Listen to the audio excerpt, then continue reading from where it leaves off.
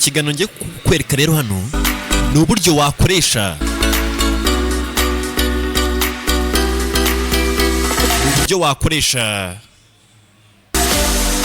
cyangwa se wakifashisha mu mbabare gutindaho gato. Murabizi neza hari amaplikasiyo abaho y'abantu b'abahanga cyane. Hari application rero yaje ishobora gukoreshwa ku buryo ki iyo application ishobora kuba yagufasha kugenzura imashini yawe uyikoresheje nka kamera yo mu rugo, ukaba yagucungira umutekano mu cyumba cyawe cyangwa se ahantu ukorera. Ariko noneho ikaba ari application ishobora kuba yatuma uyikoresha nka mouse kuri computer yawe. Reka dutangire rero mwereke step by step ukuntu bikorwa. Telefone yawe uyiconnect n'iyo kamera, uyiconnect n'imashini yawe ku buryo utazongera kugira ikibazo ngo mfite ikibazo ngo cya mouse, ngo mouse yanjye ntabwo ikora neza. Ujye ukoresha telefone yawe. Ubwo twatangiye kandi hano ni kuri Scoff Entertainment. Manuka hasi ubanza ukore subscribe hanyuma dukomeze. Nukureba hasi gusa ugahita ukandaho no kukazogera na like byose.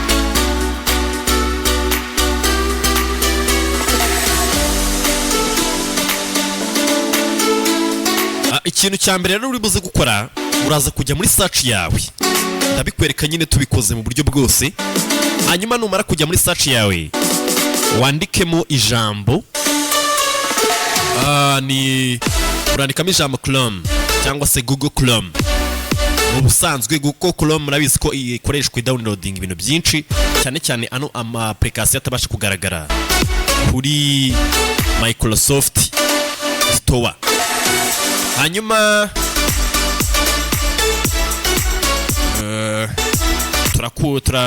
turinjiramo kuriya. Wewe wenda ukoreshamo account y'umuntu umwe ku mashini. Urajyana none hano kwa usacingira muri Google Chrome yawe, wandikemo ijambo. Ubwo urajya gushaka ya application yitwa PC Remote. Urayijyaho PC Remote. Ni gake muri make urayijya kuri PC Remote uyisearchinge. Numara kujya kuyisearchinga urayibona hasi aho ngaho. Iza mu bwoko bubiri, hariyo bita Monect cyangwa se ibiri ku rubuga rwa kuri Softonic cyangwa se kuri Monect. Reka tubanze tujye kuri Softonic cyangwa se tubanze turebe iyo kuri Softonic. Ngira ngo nanakubwire ko muri rwo rubuga rukuvaho ama software menshi cyane amenshi wifuza yose ava kuri kano kantu ka Softonic. Hano rero PC Remote ubwo nta kintu uri buze gukanda. Hano hari free download gusa. Buno ni ubwo buryo bwa mbere ushobora kuba wayibonamo iyo application.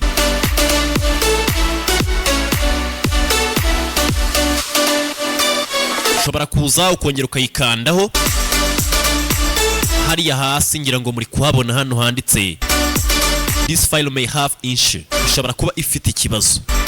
Ko rero ifite ikibazo, reka dusubire inyuma tujye kureba noneho ku ruganda rwayikoze nyirizina bita Monect.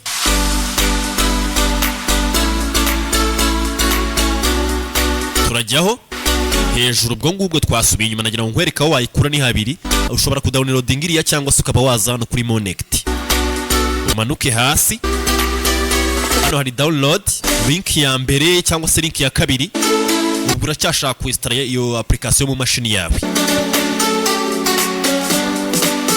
Numara rero kuba wayinstalamo cyangwa se umaze kuba wakinstalla iyo application, iyo ukikandaho ahitaza ako kantu ngenda iyo ngiye kudownloadinga. Nuko nguko byigira nyine tu. Gusa numara kwidownloadinga wowe ngiye nsanzwe nyifitemo, urategereza wowe ibyo ngibyo birangire. Hano hasi bari kukwereka step ya kabiri ko ugomba kwinstalla. Nanone ugomba kwinstalla muri telefone yawe, ariko step ya mbere turiho niyo kubanza tukayinstalla mu mashini yacu. Ngira ngo nkuko mubizi, iyo umaze kudownloadinga ikintu nta handi hantu hitira usibye hariya bita muri download. iyo umaze kukidownloadinga rero twebwe ntabwo twakidownloadinze, ubundi cyagakwiye kuba kiri hano, uhita ugikandaho ukacyesitara ugakurikiza amategeko n'amabwiriza, ubwo nyine ukabanza ukayesitara. Wamara kuyesitara uza hano ahangaha PC remote ukayisacinga, ubwo iba yamaze kugeramo tayari. PC remote iyo imaze kugira mashini yawe, ikintu kizakubwira kirimo ni uko uzayibona muri ubwo buryo.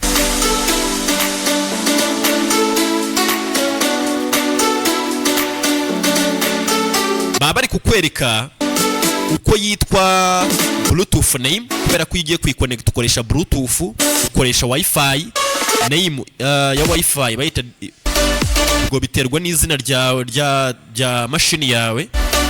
Bluetooth bitewe nuko wayise, kugira ngo byose muri kugenda mubibona hano. Hanyuma step ya kabiri rero ikurikiraho,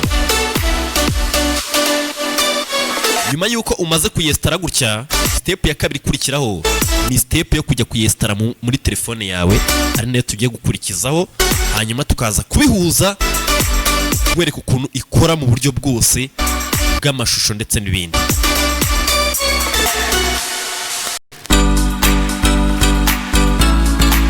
ngira ngo nta gutinda, mbere na mbere ubwo rero ufata telefone yawe nyine tu, telefone yawe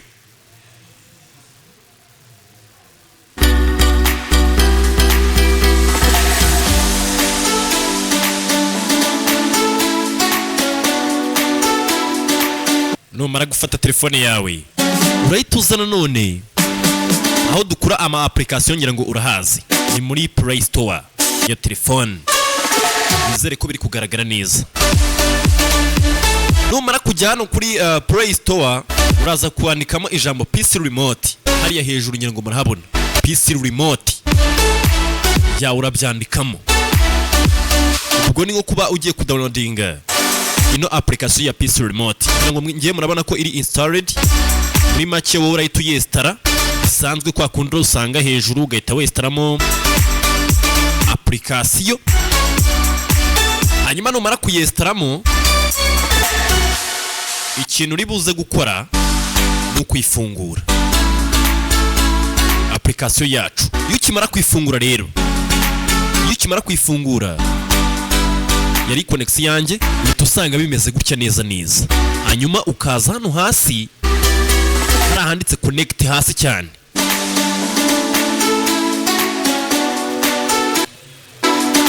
kugira ngo wenda manze ngusobanurire neza. Urareba hejuru hafi y'isaha ya telefone yanjye hari ibyo bita media, cyangwa se ni ibintu bigiye bitandukanye. Hari power, aho ushobora kuzimiriza. Muri make ubu ngubu akantu kaba gasigaye konyine ni ukumanuka hariya hasi handitse ngo connect, ugakonekta.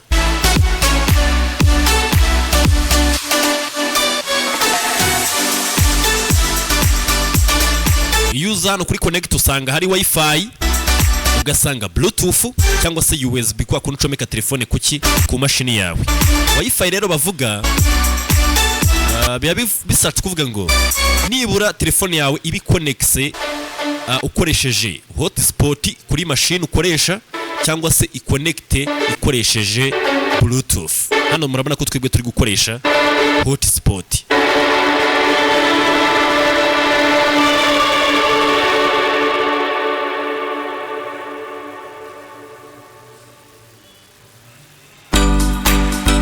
Umugozi wo murabizi ibyo ngibyo byo gukoresha USB hose ushobora guconnect. Iyo rero tuje hano kuri Wi-Fi, uhita ubona hasi ugakandaho, gukanda kuri mashini yawe nyine connectseho, ari nayo mashini uba ugiye gukoresha. Hanyuma yamara kuba successful, yamaze kwiconnecta, ubwo bamaze kuba wafata telefone yawe, yamaze kuba controller y'imashini yawe. Ni gute rero ino application ikora iyo umaze kubikora kuriya wamaze guconnecta? Muraza kugenda mubigerageza murabimenya.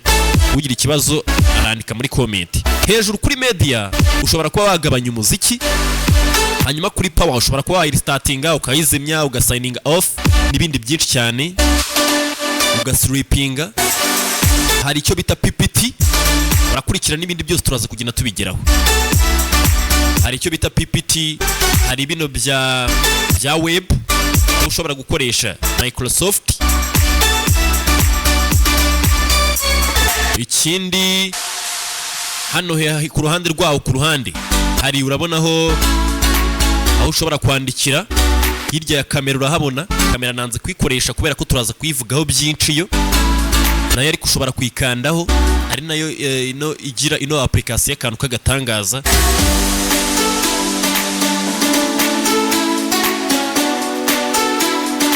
Hanyuma ikindi, iyo umanutse hasi hari ibyo bita za game. Ushobora gukina ama game bitewe n'ubwoko bwose. Hari ama game akini gira uko ugenda ubikanda ugenda ubibona. Hanyuma hano hari aho handitse ngo remote desktop, cyangwa se ukuvuga ngo iyo ukanze hara kuri remote desktop uraje ubone wenda ikintu kitakibaho, nuko hano bari kwamamaza. Ariko iyo ukanze hara kuri desktop, noneho telefone yawe yose ihita ihinduka, itimera nkaho ari screen. Iyo mouse uhita utangira kuyikoresha unayireba muri telefone yawe. Ngira ngo uri kubibona neza. Biragusaba kuza ubu tayari telefone yacu twamaze kuyinjiramo bushyashya. Turi gukoresha imashini kuri buri kintu cyose tukireba. Iyo uri kubikora telefone yawe wayikonekise, irani telefone turi gukoresha. Ugenda ufata mouse wishyira ahantu ushaka byose. Ushobora kujya kuri buri kimwe cyose ahantu hose ushaka, ukaba wakoraho ibyo ushaka. Ubukanzu ubwo kuri kariya kambere nabanje kubereka bita remote desktop, nuko wajya ukoresha bluetooth. Turi gukoresha bwa hotphone hariya, buriya nyine buri kujya ku kintu cyose wifuza kubona.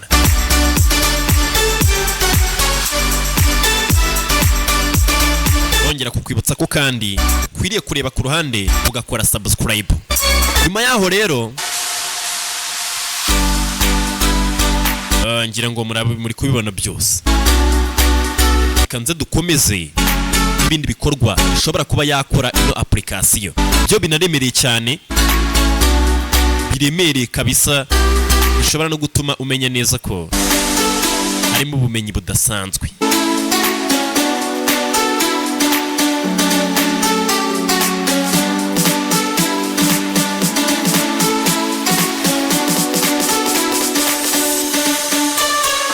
Okay, nizere ko wamaze gukora subscribe. Ngomba ndi kugira ngo tugendane ku murongo. Byose uri kubibona hano, aho turi kugenda dukanda hose bikazamo. Ubwo iyo ni telefone yawe uri gukoresha. Hano turi muri telefone. Imashini icyo ukora wewe nuko instalamo iriya application gusa, nta kindi, nta bindi byigwe nyine aho usubirira inyuma. Ku ruhande hariyo bita projector, ngira ngo murayireba. Projector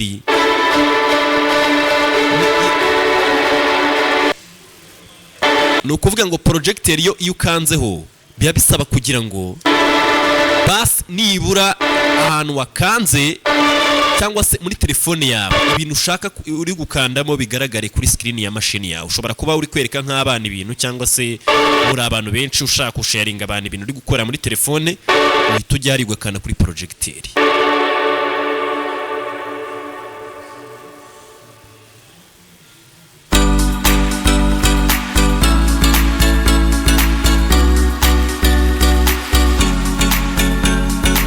Hanyuma reka dukoreshe kamera sasa.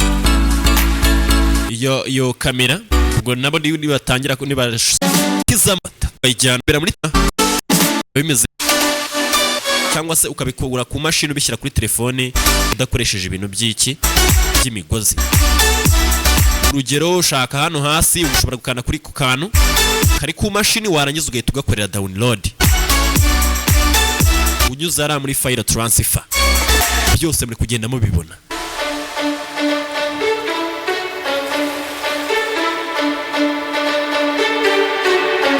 Hanyuma tugarutse nanone aho bigomba kubera hano muri kano kanya, ngira ngo murahabona hari ahantu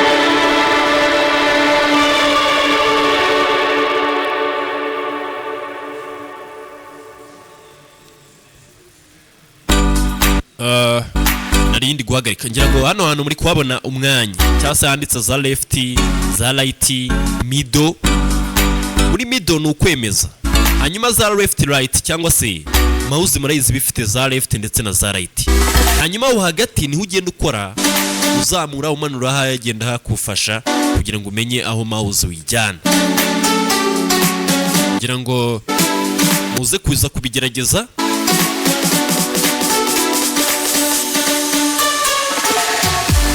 Uramutse kandi kamera barakayemeza. Ibyo byose ni ibintu ugenda ukora gake gake ukabimenya. Ino video yacu ukaba wayisoje ukaba ubona hari ibintu bidasobanutse neza, ushobora kutwandikira, ariko nanone ukamakinga sure ko wamaze gukora subscribe kuri channel yacu. Tuzajya tugenda tubagezaho ibintu byinshi byiza bimeze neza. Channel yitwa gutyo, kora subscribe aho hasi, hanyuma dukomeze tubane. Ciao ciao.